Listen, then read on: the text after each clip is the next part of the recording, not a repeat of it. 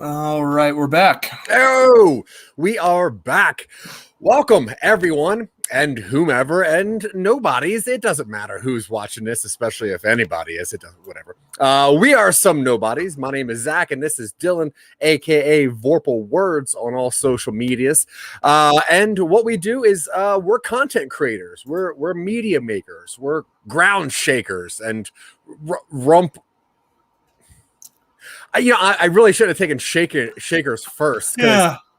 Maybe ground takers and then breaker. I don't know. Whatever. It doesn't matter. Anyway. So what we do is we create a whole bunch of stuff.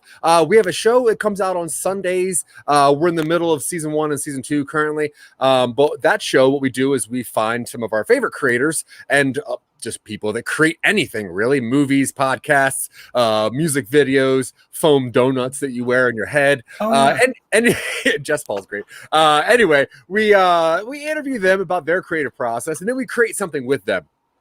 We have 42 episodes of that out. That is 42 projects that we have just created that are in different tiers of being worked on and whatever. But we decided that instead of just creating more and more stuff, we should really put Dylan's talents to work and then really take these things and then break them down and actually take them from like, hey, here's a funny idea that we talk about for a half an hour, and then put that down and say, hey, here's actually what we do if you want to make this into a podcast, if you want to make this into a board game, if you want to make this into a new form of POG, which is liquid based, and I'll get into it later on my other POG blogs. Don't worry about that. Oh, that's not bad. That's not a bad name. I know. See, that's how creative we are. Now, at any time, if you like what we're saying or we're in the middle of a creative process, you think your comment will be cool, just throw it up in the comments.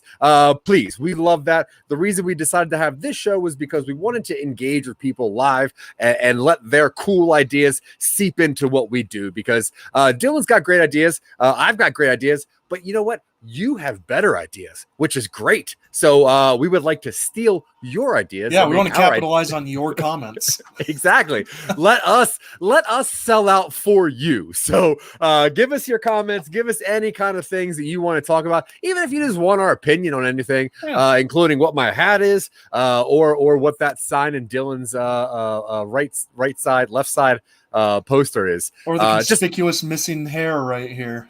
You're the only one that talks about that or brings it up. And that one person.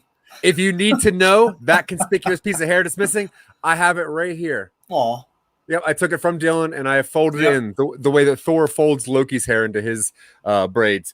Now, normally we have a bunch of nerd content that I like to ask Dylan because I love his point of view on things. But there's not really a lot going on. You know, Marvel's What If is out right now, and that episode 1 just popped, and that's cool because I'm not really sure how that's going to work into all the timelines. I think because of like the Delta strain of COVID, some more of like theater stuff is kind of being pushed back. I know that Venom now got pushed back 2 weeks on its international release, and Shang-Chi is the next Marvel movie that we have coming out. There's really no new Star Wars content happening for a little bit, except in a novelization. So we're kind of in a weird lull. So I don't really have a lot to talk about. The Assassin's Creed DLC just came out, and I am eating it up like a Krispy Kreme donut. It is cool. The Siege of Paris, which is cool. Yeah, but honestly, like most time, it's just the things that I want to talk about. Anything going on that you want to talk about? Like anything you want to chit chat about? Oh man, I don't have anything. Dune is coming out in 2 months. Yeah. That's hopefully. Oh my God! If it gets delayed again, I'm going to be really bummed out. Yeah, I'll say that's one of the few nerd content things that I know about that I'm really looking forward to. Like Moon Knight, I'm looking forward to whenever that does drop, which is a year away. Well, as CBR.com keeps telling me, Oscar Isaac suits up as Moon Knight in this jaw-dropping image. Or, oh man, who is Harry Potter? Daniel Radcliffe. Daniel Radcliffe suits up as Wolverine in this jaw-dropping image. Oh, the new one. The new one that's going on is Henry Cavill suits up as Cyclops in this new jaw-dropping image. Thanks, CBR. Or like Star Wars Marvel Comics just filled in this plot hole from Last Skywalker? Rise of. Return of the Skywalker. Revenge of the Skywalkers. Scott Curtis. Scott Curtis. I tell you, honestly, what this opposite day, dude. We miss you. There's no way you miss us. We're here constantly. We miss you. I like that you have those glasses on now. Yeah, you're looking snazzy. He's attempting to look smart, which makes his memes funnier. By the way, he went from being a butcher to being a writer. Have you not seen? Okay, never mind. Have you seen that where it's like take a blue collar person, put some glasses on him, and then suddenly it's like butcher to artist? Like, I thought butcher was some kind of reference to his stand-up routine or something. I thought that was a reference that I did not, or a Dean Martin thing. Kills him every time. He slays them, honestly. The way butchers don't. They don't kill them. They just cut them up. Anyway. Yeah, whatever. It doesn't matter. So Free Guy, that movie came out. The Alabama Plant Life attacked my eyes. Alabama Plant Life is my bluegrass band name. That's true, and he dropped an underground single, and I picked it up for him, so it's not that big of a so he didn't lose it, which is good. I think it's called glaucoma, and in Colorado they have other plants that will help will attack your eyes. Anyway, let's get. Did Free Guy come out? Is that out? Free Guy came out in the theater, and the thing is, it's getting really good reviews. They're saying that like not only is it like a kind of a quirky comedy about existentialism, whatever, but it actually has this cool, deep meaning about life and what it means to be an individual. And there's this kind of like war, like Taika Waititi's in this like hardware war. With it doesn't matter. You should check it out. It's actually pretty good. It's very funny, obviously. Wait, did you see it? No. Okay. Not legally. But the thing about Ryan Reynolds, like him or don't like him, the thing you have to say is that dude gives his all every single performance. He really gets into it, and I think with this movie, he really got a concept that he can wrap his head around. And it's not just let's make very topical references and put a mask on and fart a little bit. Deadpool or Green Lantern, I guess, or that one character in the Blade movie. But Free Guy, it's pretty good. So if you want to hear some of our other movie reviews or whatever's going on, we do have a show that comes out Mondays and some Fridays called The Real Boys, where we review ours and other people's favorite movies or make fun of Dancing with Wolves, which was our last one. But I do like that movie. I'll still stand by it. Dancing with Wolves, it's a pretty movie. It is pretty long. Anyway, okay, so what this show is, no, that wasn't good. I thought that was good. Was my timing off on that one? No, it was good. No? All right, that's fine. All right, so past the nerd news, what this show is, we call it Twitching UpStream because obviously we do this on Twitch as well as our live platforms, but we try to get ourselves up to a streaming service. We're really trying to sell out. We're really trying to show people that we have the chops or the coyons or what are some other words that mean like chops. You said chops. Yeah, I did say chops. I don't. No, damn it! You said that. Not those two. Those are anyway. We have what it takes to constantly create content and really just keep on chugging along and making some funny or weird stuff. So what we've been doing last week, we started one of our newer projects. We call this one Forced Limit. Yeah. Right, Force Limit? Is that what you got? Force Limit. Yeah, you got it. So Dylan's going to introduce what this concept is and what we worked on last week and what we're going to try to get done this week and moving forward. So like I said, anytime you got something to say, put it in the comments. Yeah, We'll address it. Yeah, give it to us. Yeah. So yeah, force limit, and I'm going to pop a bigger window onto the screen here. So on episode 4 of Twitching UpStream, which you can go watch, the link is in the show notes. Zach and I developed an idea where Zach had the thought of, what if robots had a 9-to-5, like super advanced, like workable robots, had a 9-to-5 life where they simulated, like, you know, people going to stuff after work, and they would go to diners, and they have jukeboxes and things like that. And one day, a human walks into their diner and dies. What happens then? And so we spun it out into the story of, like, this guy who's a compliance officer with a robotics manufacturer is trying to spill the beans about how all the robots are hyper radioactive after several years. And so the robots have to, like, hunt down his body and get the information out of a data stick and then give it to a journalist, which triggers a robot purge. And then they escape and join a bunch of, like, other radioactive robots wandering in the wasteland afterwards. And we had figured this would be like a 5-issue or 5-book graphic novel. And Zach's a little more kind of not comfortable, but more familiar with the graphic novel format than I am, admittedly. And so we had kind of, the last episode, we had started kind of plotting out kind of where the main plot points would go. You can see we have 5 books here and some really simple, just one-line plot points that would go in every issue. And I thought we should go and maybe do a little bit of character work, if that works for you, Zach. I know we had kind of talked about it last time, but we don't have anything super, like, drawn out for these guys. And they're robots, so yeah, we have some freedom because we don't have to stick to, you know, human nonsense, which is kind of before nice. we get into this, though, I do want to bring up what I talked to you about yesterday in our real world.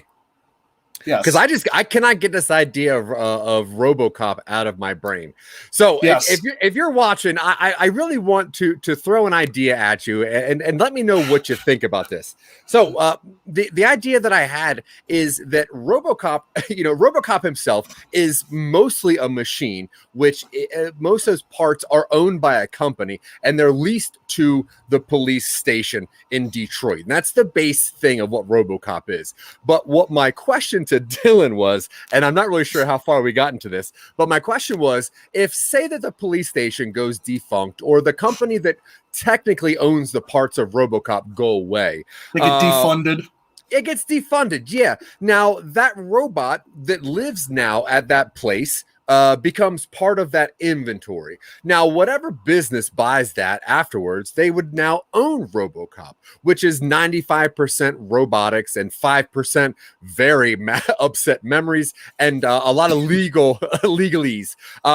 Now, I was really worried that whatever company picked up that afterwards would really just misuse RoboCop for things like food service or basic hubcap design, some stupid stuff. So that's been on my brain, and I was wondering, Dylan, if you had any time to think about this whatsoever.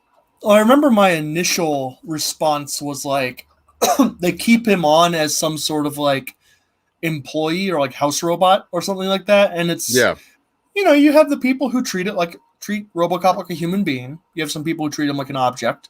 I imagine they would dress RoboCop up in various holiday outfits. So, like, Christmas time, they put the white beard on him and he's still all metal, but they have the kids sit on his lap and take pictures with Robo Santa. Dresses up as the Easter Bunny, George Washington for the 4th of July or something like that. And they use him as just kind of like set pieces, and he's like, I am not programmed for display. I am programmed to... It's like, no. All right, no, erase that. I can't erase that. It's fine. Just sit here, say ho, ho, ho, you're good. It'd be funny to think about, like, Robo Santa sitting there ingesting children's wishes and then seeing another child just, like, blatantly shoplift, but just because it's a child. And he goes Judge Dredd style on him. It's like he, like, throws the kid that's on his lap and he's like, oh no, what does RoboCop say? Dead or alive, you're coming with me. Perfect.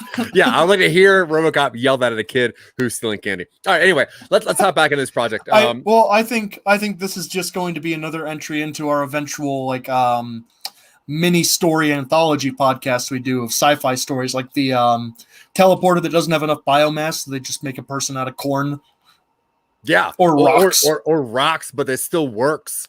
I still think that with my limited knowledge of teleportation and how that works, I still think that would happen. Because like if you teleport something into just a forest, you're going to be mostly plant matter, I think, instead of biomass. Whatever, it doesn't matter. All right, so character development on this project, which we are still calling Force Limit. Force Limit, which is a reference to a lot of robotics and automation will have a hard-coded limit on how much force any particular piece can apply, so it doesn't crush a human being to paste between its digits. And this, that's a good name. Well, this story is about kind of, in the end, they do remove that force limit, and the robots kind of have an uprising.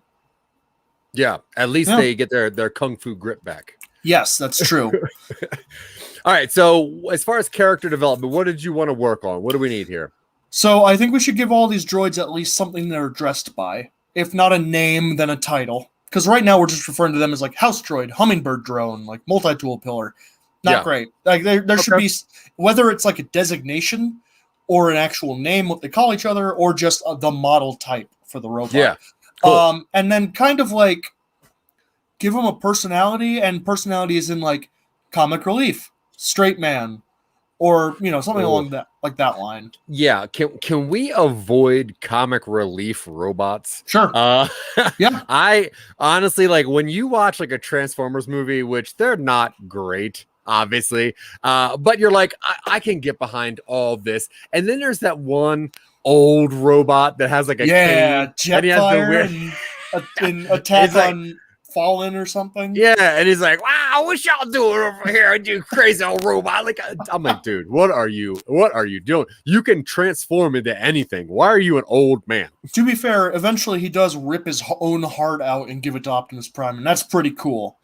Okay, sure. That's it. Yeah, yeah. Otherwise, it's awful. He pulled like a Fred Sanford. He's like, "I'm coming for you, Prime."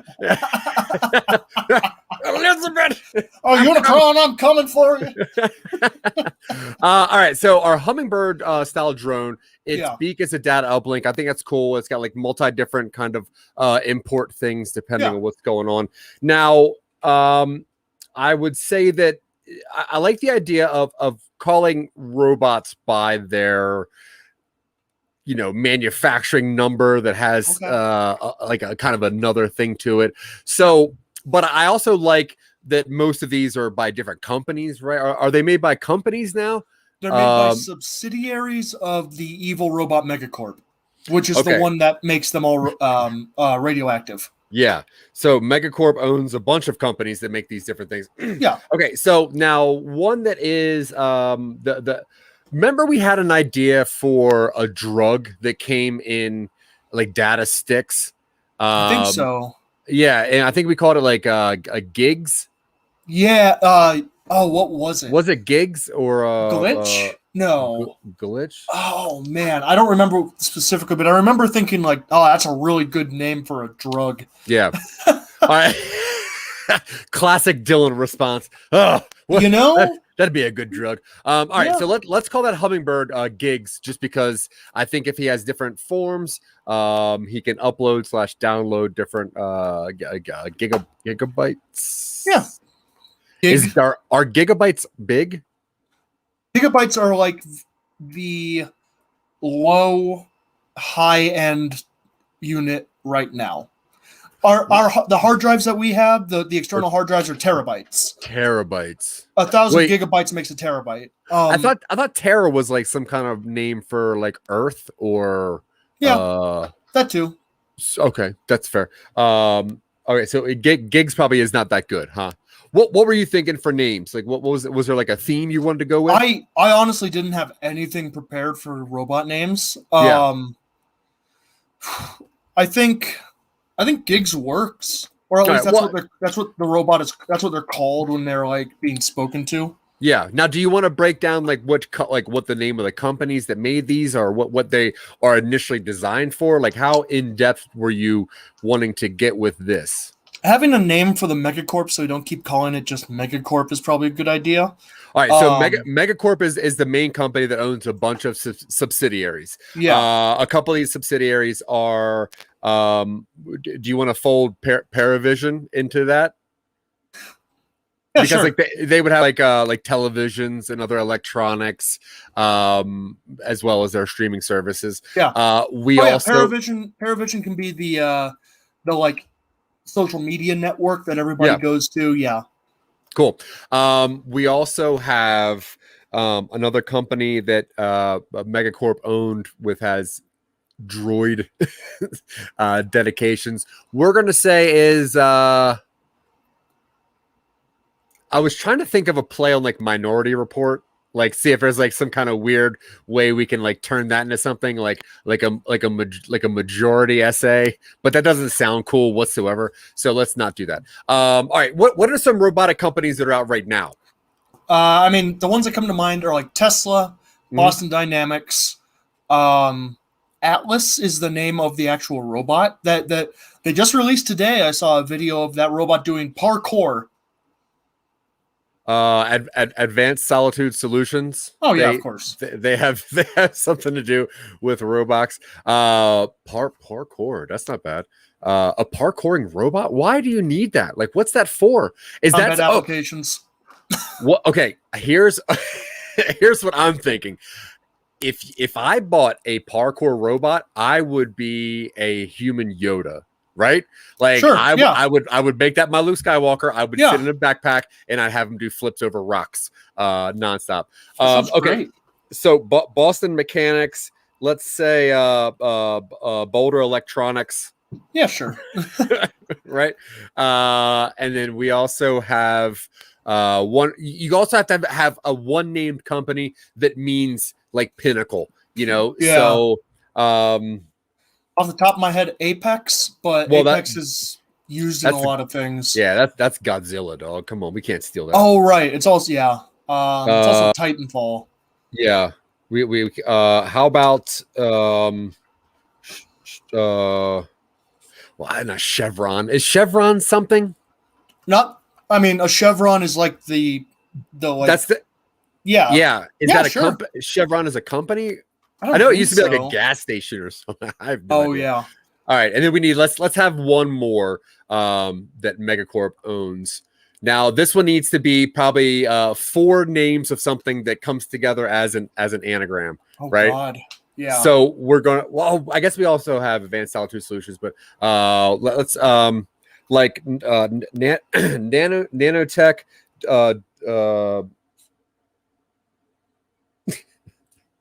Honestly, if you do like advanced nanotech and then you're like, okay, this is AN, I don't want to finish this 4-letter word. Nanotech.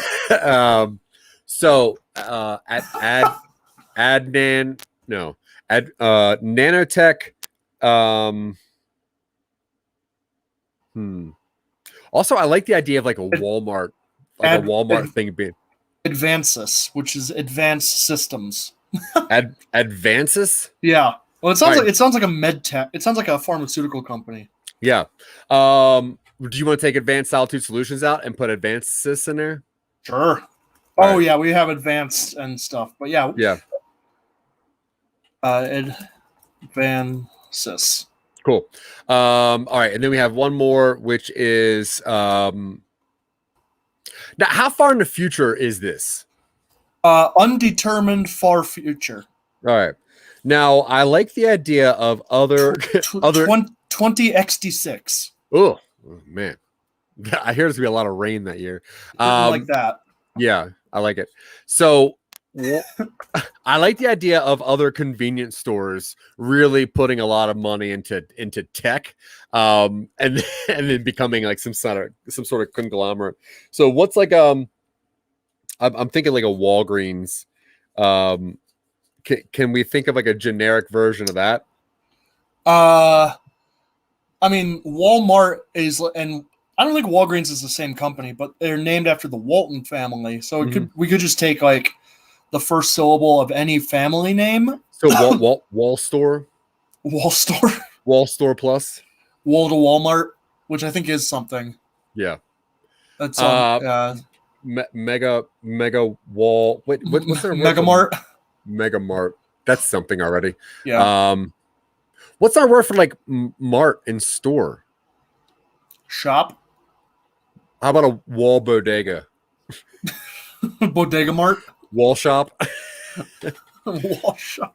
Bodega Mart. Bodega Mart. Wall shop. Yeah. Any of those. Bodega shop.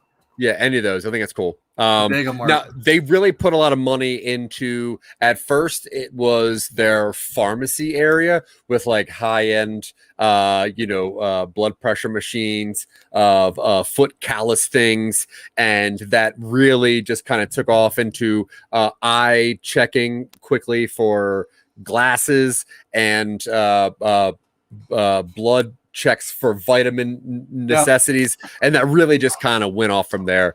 In order to get into the store, you have to put your arm in one of those blood pressure cuffs, and your prices are adjusted based on how unhealthy you are.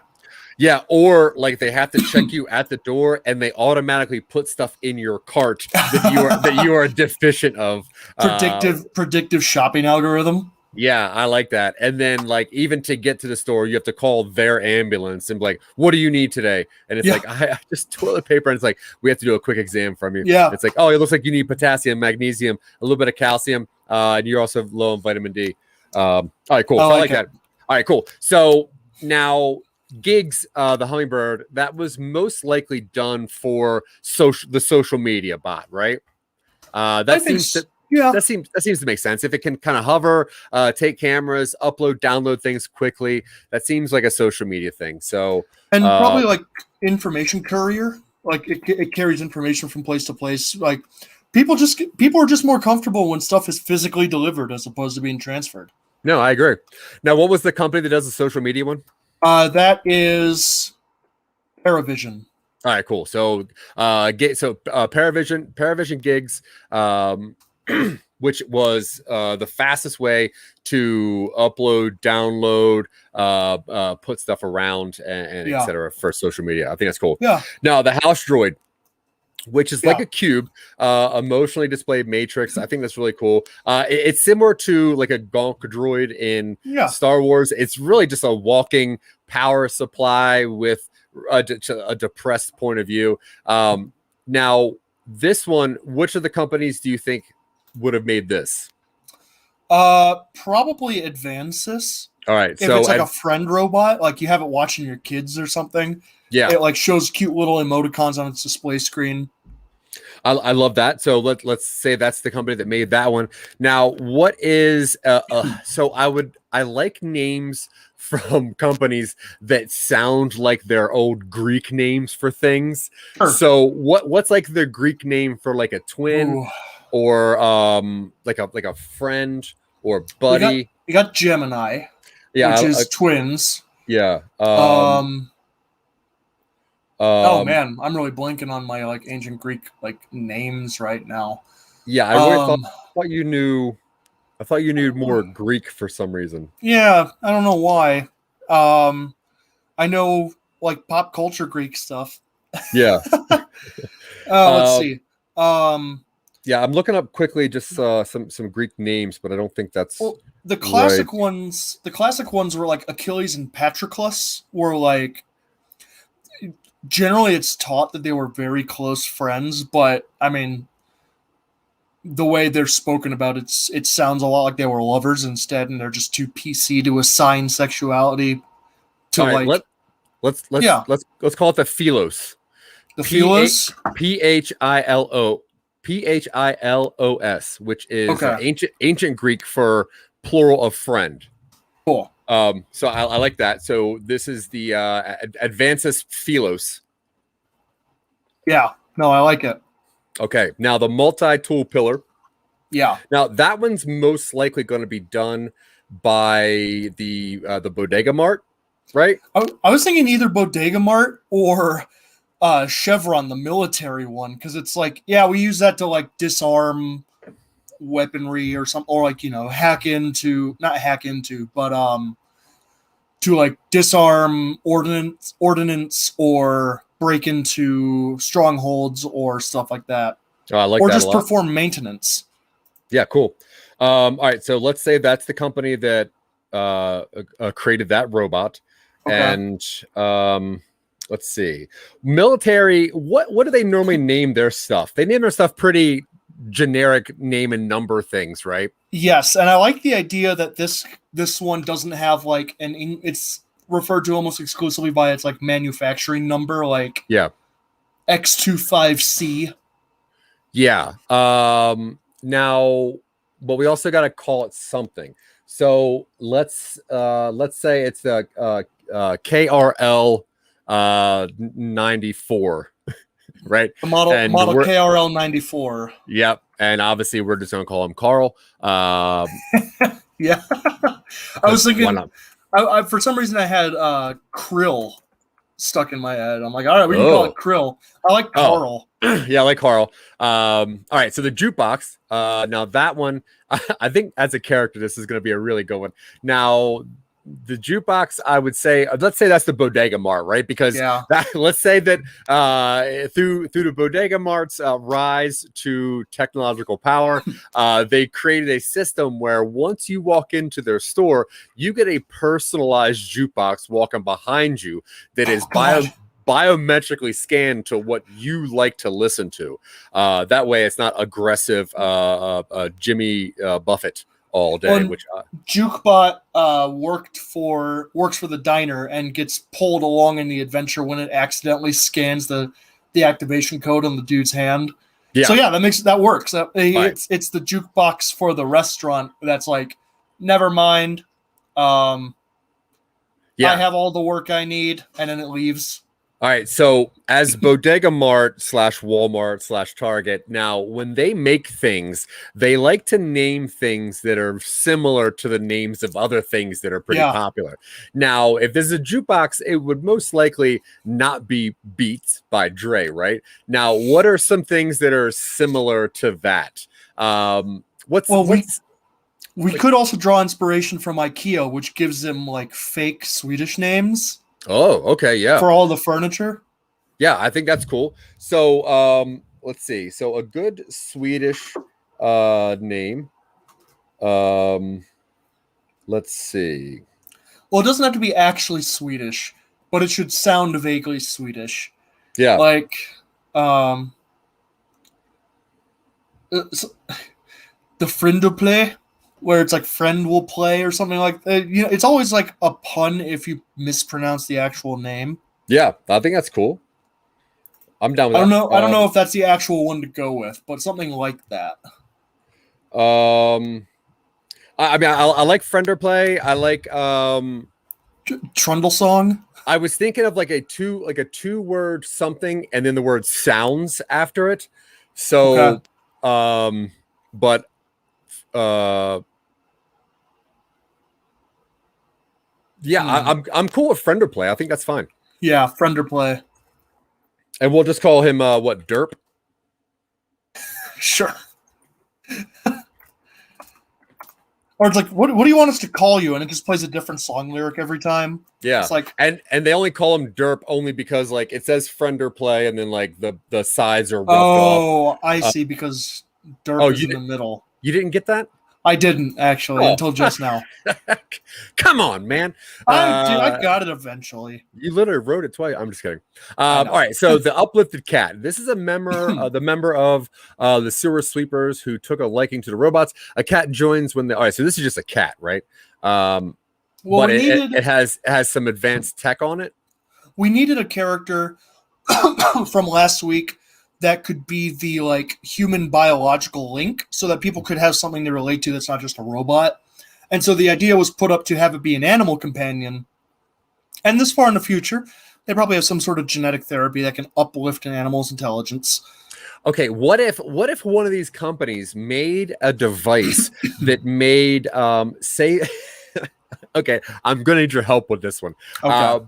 Let's say a Bluetooth babblefish. Okay. So it can transmit what it wants to say to any device around it that has Bluetooth. So it just speaks. So other robots are constantly speaking for it, and they're like, "What?" And it's like, oh, "Sorry, that was the cat talking for me." What do you think about that? He says you need to leave him alone.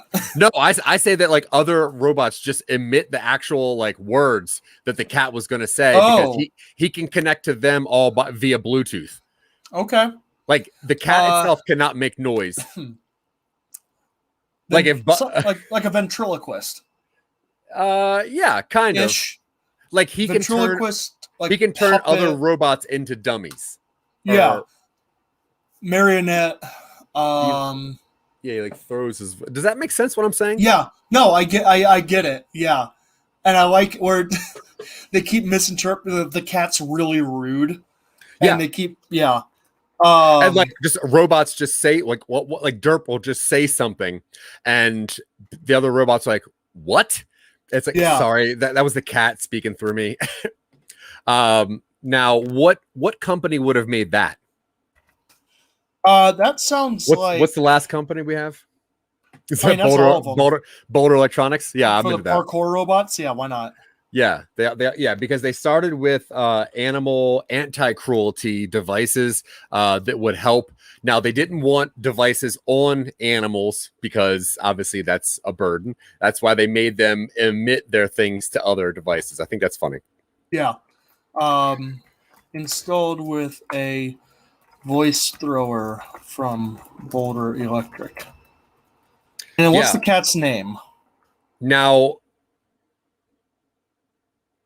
I don't know. The cat's name needs to be something that is like Wellington. What if it doesn't have a name where it's like that was the cat? Yeah, like, okay. What do I call the cat? Do not address me. Yeah, okay, so I like that. The cat does not have a name. It kind of grew up on the streets, and then some scientists grabbed it and installed this thing into it. And the scientists works for Boulder Electronics. Yeah,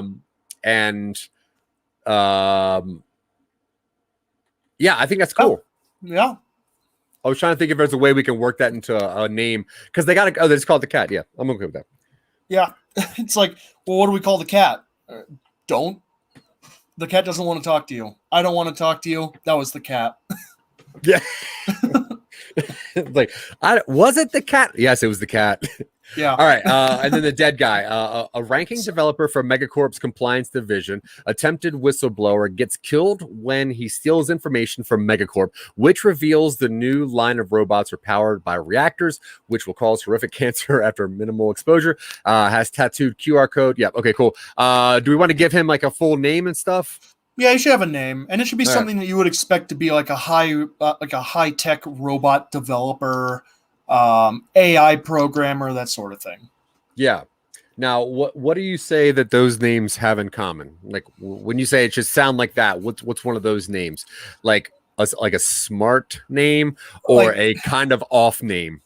Like 5 or more syllables across first and last name. Now, what if we use the name that Elon Musk gave his child? Oh, God. Kyle. Is it Kyle? I saw something that interpreted it where it's like, it's the Greek letter for Kai, and then like some sort of serial number for a jet that has an L in it or something like that.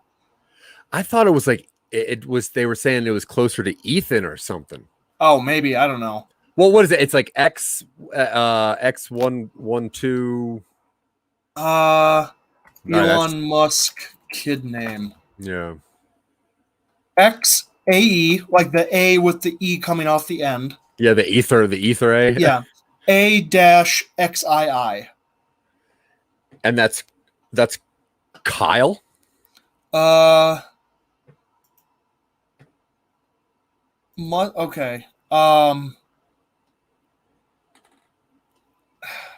I'm doing some research. Oh my God. I think okay. X, the unknown variable. AE, which is like that old English spelling of AI, the syllable AI. And then apparently A12 was a precursor to the SR-17 aircraft. Okay. And then, oh, it's Ash. That's how you say it. okay. Oh. Well, apparently X is the Greek letter for Chi, which has a K sound. AE makes an I sound. And A12 refers to the 12th letter of the alphabet, which is L. So, Okay. Kale? Well, when you Google how to say Elon Musk's child's name, it says Ash. There's a website that like breaks it all down by what Elon right. Musk says, and it kind of comes out to Ash. Yeah. Whatever. Okay, so let's say that this the programmer is a woman, right? Does it have to be a man? It doesn't have to be a man. All right, let's say it's a woman. And let's give her what are some smart women names right now? You have what's the one woman from Sweden who likes to yell at Trump? Greta Thunberg. Yeah. All right, so we got Greta. You got what? Malali. Van Fleet. Wow, nothing. Okay. Oh, sorry. I was reading this website about.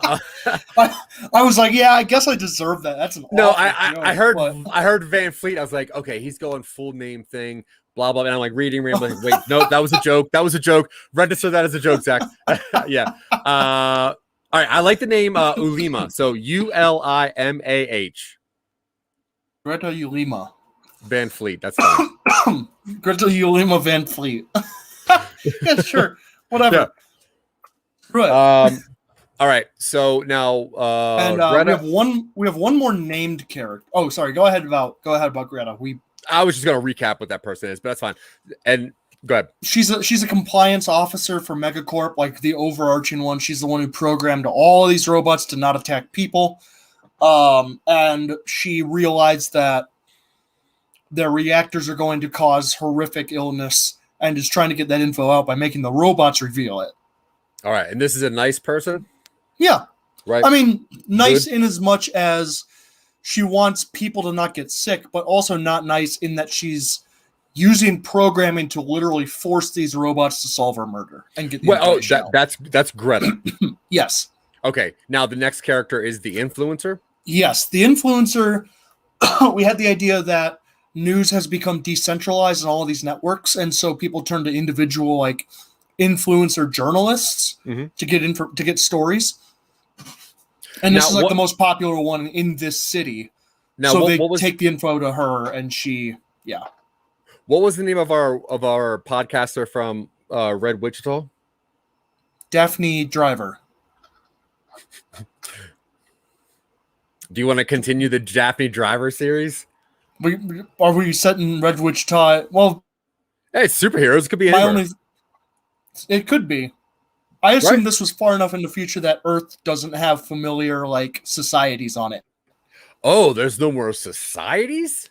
Well, no, there are societies, but it's Judge Dredd style, where it's like Mega City 1, Mega City 2. Oh, okay, cool. All right.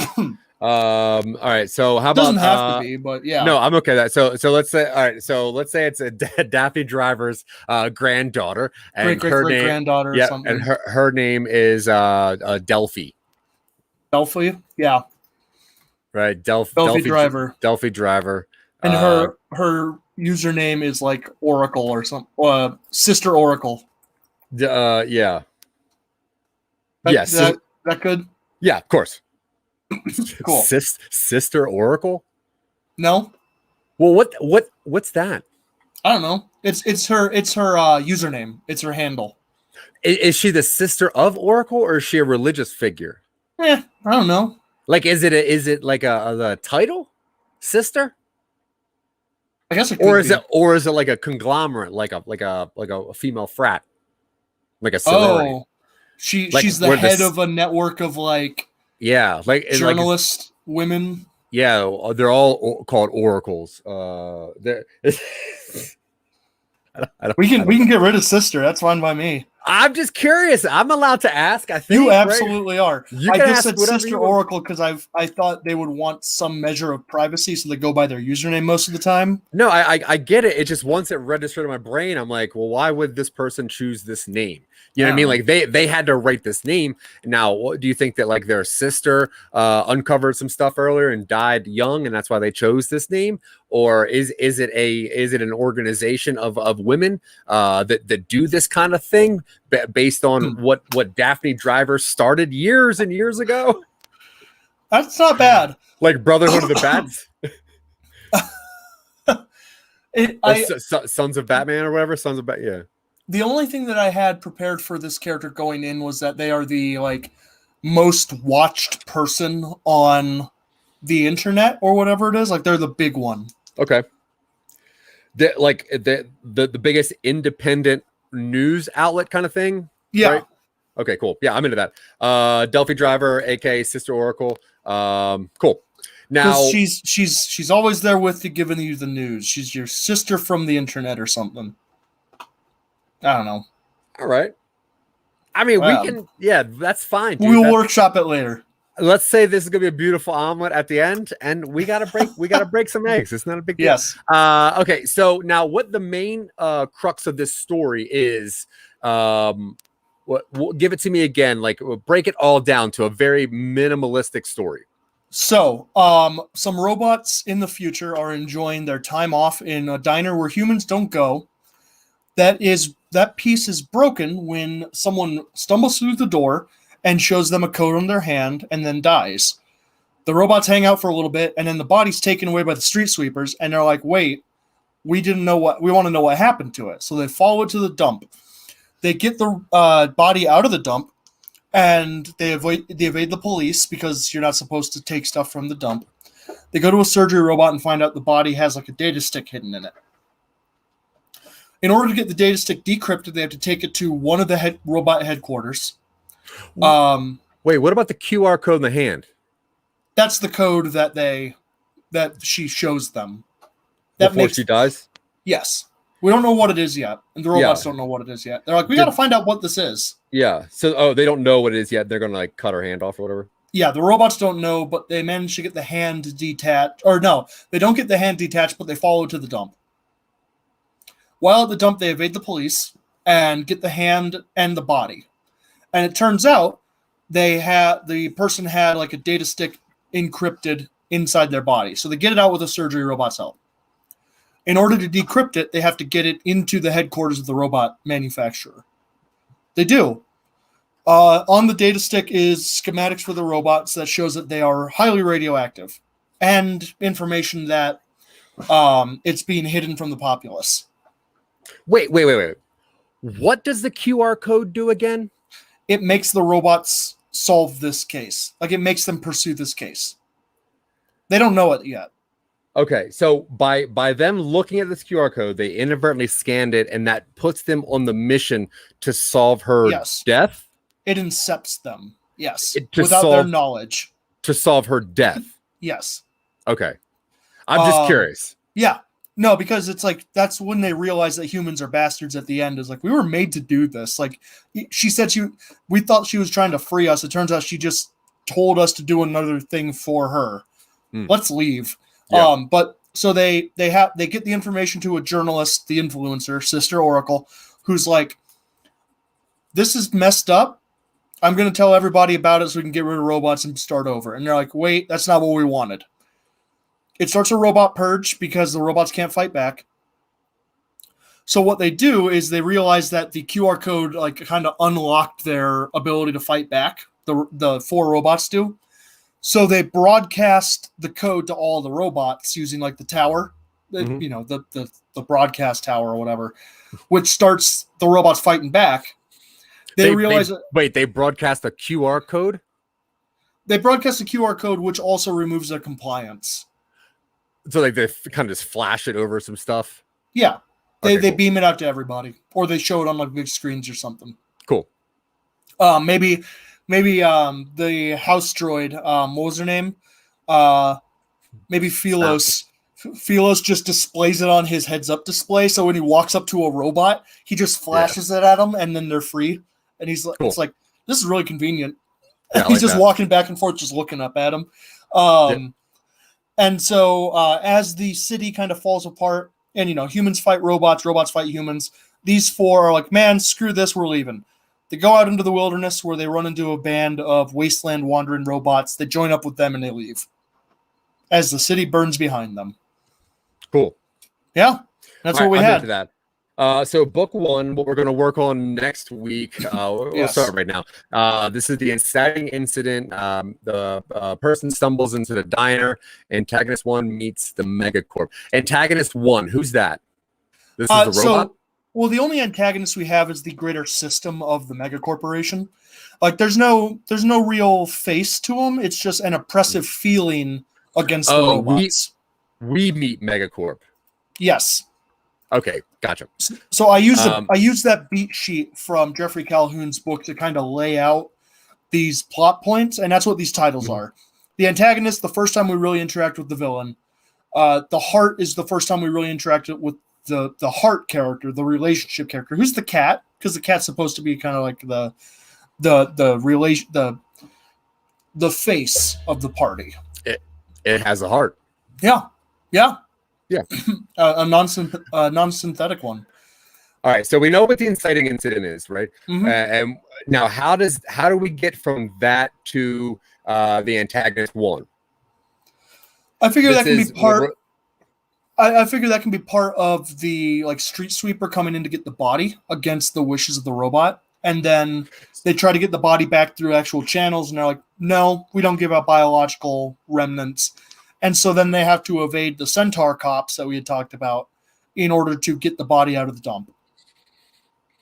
Okay, now by this, that's probably going to be an exposition dump by the street sweeper and then whatever other robots that our friends come across, right? Yeah, and if we're doing a graphic novel, we can have that opening page where it's like the far future of 2066. Ecological devastation has driven humans and robots to live in massive cities where they coexist on 9-to-5 schedules. And then we launch into the story or something. Yeah. I like even having the idea that humans had to pass laws saying robots could not function 24 hours a day. Yeah. I think that's crazy. Okay, so we have that robots leave the comfort zone. Okay, so that's them going off to find the thing. Yeah. They meet the cat on the way. I guess the cat lives in a dump, right? Yeah, the cat it's like a rodent, vermin, street sweeper. Cool. And ends with the body retrieval and surgical revelation. All right, cool. I mean, that seems all kind of put together there. Yeah. Now, book. I'm sorry, go ahead. No, go for it. I was going to say, book 2. Do you follow kind of the same outline again? Just kind of plugging in different stuff. I hadn't decided it yet, but we build on what happened last time, and we start establishing. We end book 2 with what the data stick has in it, with the revelation that these robots are going to kill people with any sort of exposure. Right. My question is, for book 2, do we start out with inciting incident, the antagonist 1, the debate, the heart 1? Do we start with those things again, or is there a different method for to sequelize a book? If we were doing the standard Act 1, Act 2, Act 3, we would follow that kind of platform. I think this time I don't think we follow it. We kind of adapt. We adapt that to this format. It's going to be different because we're doing 3 kind of acts. Or I think 4, we're 5 of them. We're doing 5 acts, yeah, which is, I think, fine. But I do like having some sort of predetermined setup system that seems like a really cool flow to make sure that we're being consistent in a storytelling, even if we're using different information. So if there's a way to kind of start that'd be cool. If not, obviously we can just flow. I think that's cool. But yeah, I like where this is going. Yeah, no, this is a fun one, and I think next episode we really flesh out book 1 and get into book 2, maybe 2 per, and then the 5th one we do the last episode we do book 5, and then we wrap it up. Yeah, I think that's cool. All right, Mr. B. Siegel, how are you, sir? Good to see you, Tim. Yeah, go check out Tim's podcast, Focused on Forward. A beautiful podcast, really, really interesting stuff, breaking down into what makes people tick and what makes them cry and what makes them smile, and that's gorgeous. That's gorgeous stuff. Way more impressive than what we're doing here, which is just joking around writing stuff. But yeah, okay, cool. So that's another episode of Twitching UpStream. Thank anybody and everybody and nobodies who watch this thing. We definitely appreciate it. Like I say every week, I love the attention. I need it. It's something that I crave. Similar to sunlight and water. I like attention. So some people that we have to thank, though, obviously Scott Curtis. Earlier, you saw him popping around in the chats. Scott Curtis, he's taking a bit of a break from his podcast, Behind the Bits, but that is an awesome podcast where he really just finds cool comedians to break down like what makes their jokes tick and why they keep going and why they tell some stuff, and that's great. And it's not like a comedy podcast; it's an interview podcast with comedians, and that's awesome. Some East Coast friends, we have Sarah Takacic and Tanya Sheck. Gotta thank you guys very much. There's some kind of podcast app that pays us weekly that we are supposed to thank, but they keep changing our name. So go check them out. I'll say that. I'll have links on our website. If you want to find out who they are, go to somenobodies.com. If you want to help us out and you want to help us create more and more weird, paradoxical nonsense, you can always go to patreon.com/somenobodies. That really fuels mine and Dylan's fire to keep some weird stuff. If you popped in earlier, you hear that I'm working on a project of what happens after RoboCop gets defunded.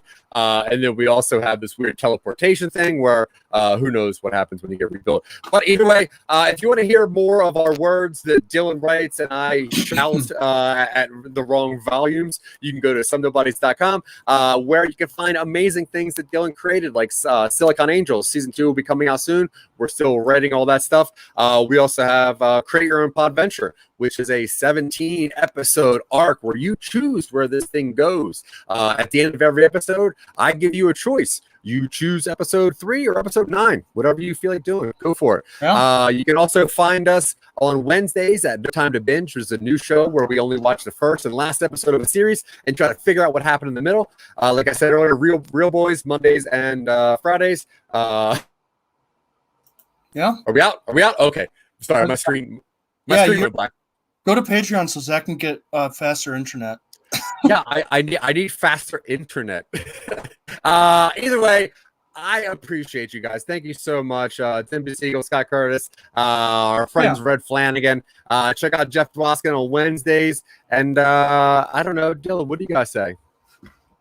Take it easy out there. I don't know. What else is there to say nowadays? Just like, dude, I was soaking that in. I was just thinking that's the perfect thing to say. Like, just take it easy, man. Just take it easy. Shit's hard, dude. Like, take it easy. Yeah. And drink a lot of water. Drink water. Drink water. Yeah. All right. All right. Are we done? I've been Zach. Yeah. Okay. I've been Zach. He's been Dylan, and you've been great. You might as well run that music. All right. Bye, everybody. Take it easy.